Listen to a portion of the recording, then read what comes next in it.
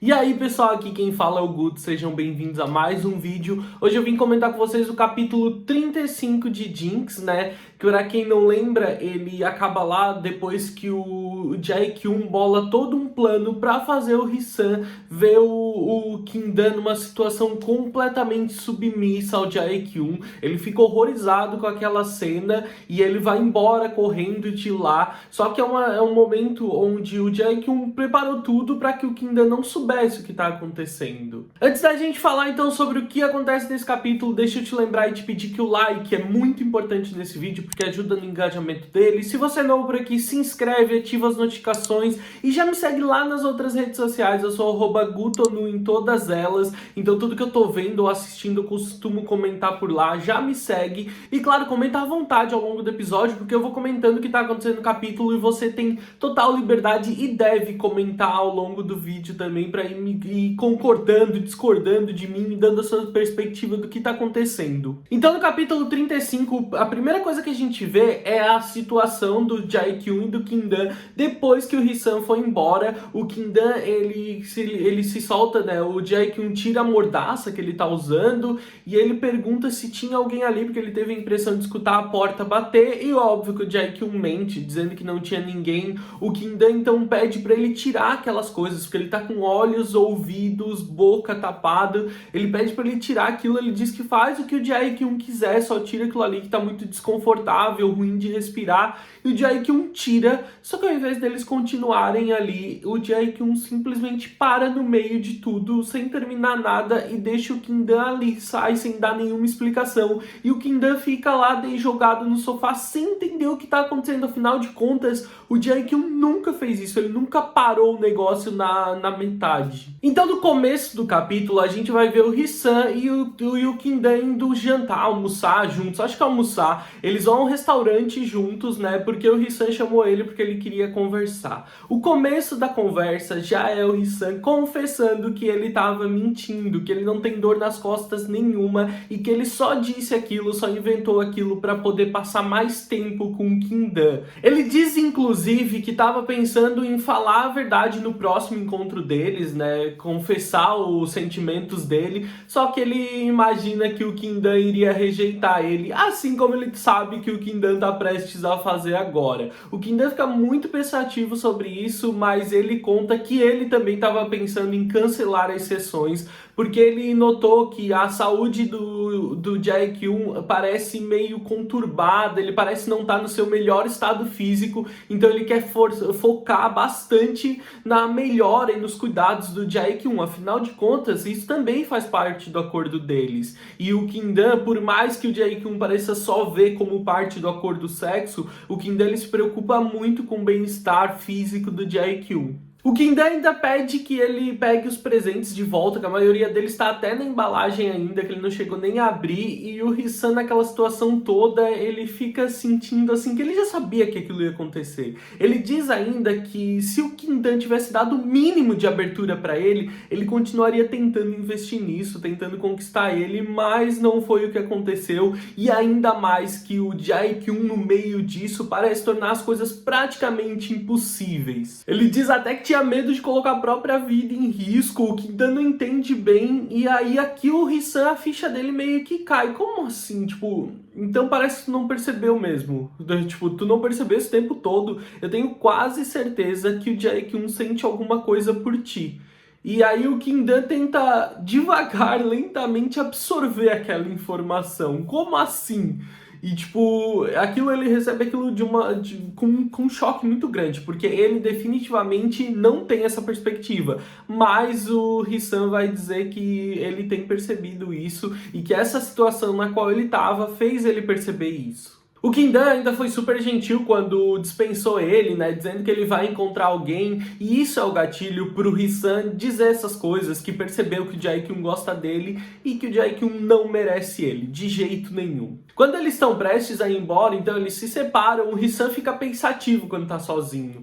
Ele percebe que o Kindan definitivamente é bom demais pro Jae-kyun, né, ele tem alguns flashbacks ainda de quando ele saiu com o Kindan e o Kindan lembrava do Jae Jae-kyun, vendo algumas coisas, e ele ainda pensa que, aparentemente, nesse tempo, o próprio Kim-dan começou a sentir alguma coisa pelo Jae-kyun, e ele fica pensativo sobre isso, né? Tipo assim, cara, por quê? Porque ele começa a pensar em tudo que aconteceu nesse meio tempo, né? Sobre como ele percebeu que o Kim-dan lembrava sempre do Jae-kyun, como o Jae-kyun é gigante, monstruoso, um cara velho daqueles e ainda fica fazendo birra, né? E ainda lembra que ele nunca pode deixar o Kim-dan saber que ele viu o Kim-dan naquela situação submissa, deplorável com o Jae-kyun, né?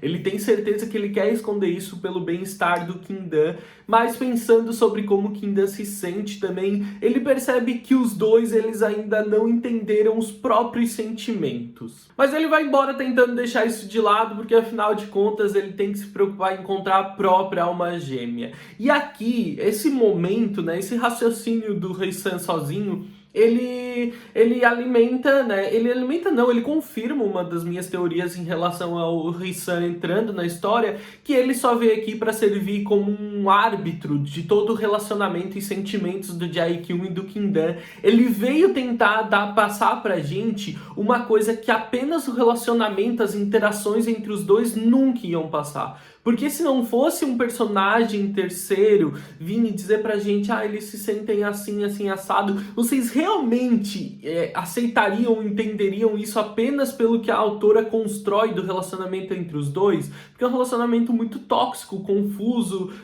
totalmente fragilizado, então fica muito difícil. Então parece que ela coloca um terceiro personagem justamente para isso, até porque a história com o Rei-san nem foi muito longe, foi até um arco curto, na verdade. E o Kim-dan ficou sozinho lá esperando e pensando sobre o que Rei-san falou. Como assim o Jae-kyun gosta de mim?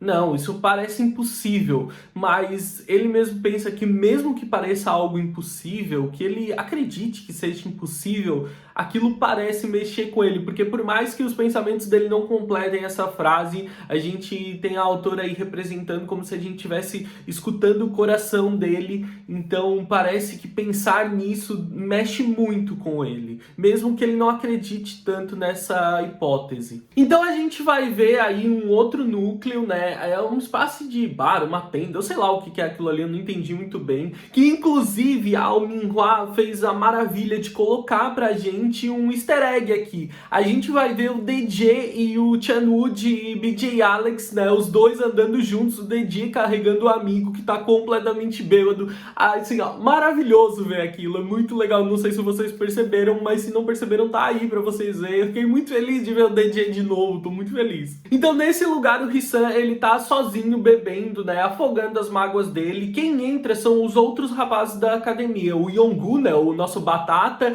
e os outros rapazes que treinam com o Jae-kyun encontram ele lá bebendo, e aí ele acaba contando que foi rejeitado pelo Kim-dan e todo mundo fica abismado. Como assim rejeitado? Cara, o Kim-dan é foda mesmo, como assim ele rejeita uma celebridade bonita como o Rei-san? E o Rei-san então convida eles pra beberem com ele ali, né, porque no final das contas ele tá completamente sozinho e ele ainda se oferece pra pagar, e é óbvio que os rapazes não iam negar. O Yong-gu acabou sentando do lado do Rei-san, e aí todo mundo tá bebaço, um dos rapazes desmaiou na mesa, o outro foi no banheiro, eles são tudo bebaço, o Rei-san é o que menos tá, até o Yong-gu tá bêbado. E ele fica ali tentando entender como ele foi parar ali, porque ele nem gosta do Rei-san, tipo, o que ele tá fazendo ali, ele nem gosta desse cara. E daí o Rei-san começa a divagar sobre o amor, ele pergunta inclusive pro Yong-gu, Yong-gu, o que é o amor pra ti? Sabe, eu tô pedindo demais, eu só queria alguém que gostasse de mim, alguém que fosse bonito, que tivesse uma boa química sexual, sabe, que tivesse uma personalidade legal, não tô pedindo muito, só quero alguém legal. E tipo assim, por quê? Porque parece que o amor não foi feito pra mim. Quando os caras gostam muito de mim, eu simplesmente fico entediado e acabo deixando eles, me afastando. Quando eu gosto muito de alguém, eu acabo afastando eles. Então, cara, qual é o meu problema, sabe? Será que o problema é o amor ou o problema sou eu? E ele fica divagando dessa maneira, assim. E aquilo leva o Yong-gu até um gatilho, assim. Ele começa a pensar, de repente, sobre isso. Nesse gatilho, o Yong-gu lembra do Jae-kyun e tem um surto. Ele começa a falar, assim, botar pra fora do nada, bebaço, né?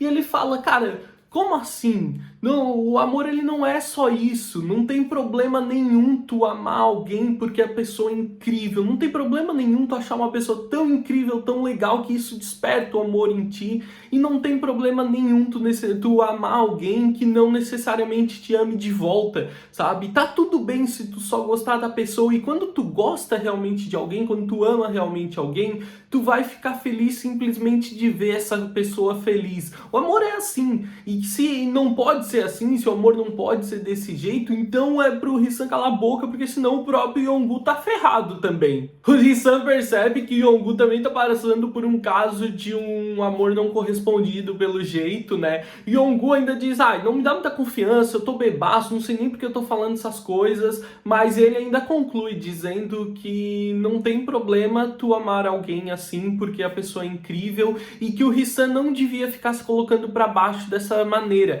Ainda mais ele que tem um rosto tão incrível, ele não devia se sentir assim, sabe? E ele se oferece, inclusive, que pro Hisan, que se ele quiser colocar pra fora todo esse estresse, ele vai lá na academia que o Yonggu se dispõe a segurar o saco de pancadas pra ele. E aquelas coisas, aquelas palavras despertam algo no Hisan. Ele começa a olhar o Yonggu de outro jeito, ele fica totalmente corado, claramente envolvido naquelas palavras, e convida o Yonggu pra tomar uma saideira no apartamento dele. A gente já sabe onde isso vai parar, né? Daí a gente vê o quadro mostrando só que os dois saíram dali claramente, e aí a gente muda de núcleo. É à noite, né, ainda, e a gente vê o Jae-kyung no apartamento dele. Ele tá lembrando sobre o que ele tinha feito na noite anterior. Por que caralhos ele fez aquilo? Lembrando de ter chamado o Hisan, né, pra ver o Kim-dan naquela situação, ter feito tanta questão de mostrar a posse que ele tem sobre o Kim-dan,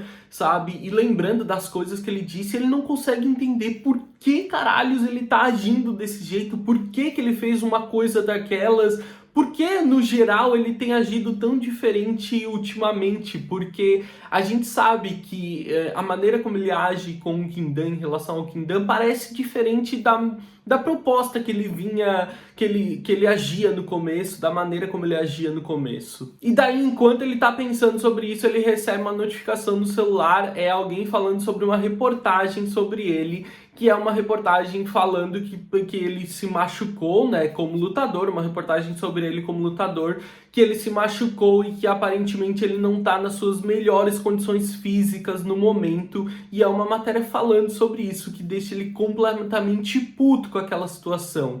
A matéria tá insinuando que talvez esteja chegando ao fim da invencibilidade dele. Deixa aí nos comentários o que você achou, afinal de contas, né, sobre a maneira como caminhou e como tá aparentemente se encerrando esse arco do Hisan, pra gente poder continuar discutindo, entendendo um pouco mais do que aconteceu aqui e talvez o que a autora vai fazer com eles daqui pra frente. Muita gente tá esperançosa da gente ter um novo casal secundário que salve um pouco a história, além dessa coisa que é ver o Kim-dan o tempo inteiro em situações tão deploráveis e o Jae-kyung sendo um cuzão. Eu acho que um casal secundário com bom alívio cômico e com bom relacionamento, eu acho que traria realmente uma atmosfera diferente pra história e ia salvar um pouco ela. Eu espero que vocês tenham gostado do vídeo, eu vejo vocês no próximo vídeo. Um grande beijo, tchau, tchau!